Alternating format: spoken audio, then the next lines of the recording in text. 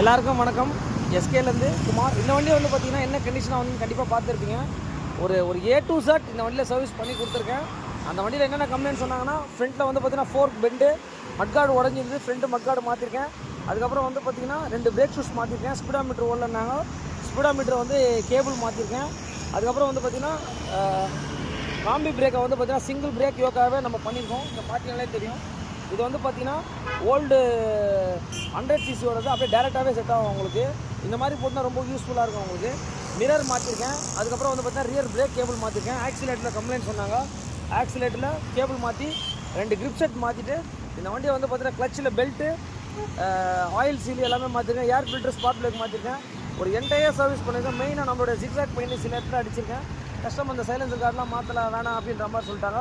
Vehicle நமக்கு run ஆனால் போதும், மெயினான விஷயம் மட்டும் பண்ணி கொடுங்க அப்படின்னு சொன்னார். மெயினாக லாக் செட் சொன்னார். அந்த லாக் செட்டையும் நம்ம மாற்றிட்டோம்.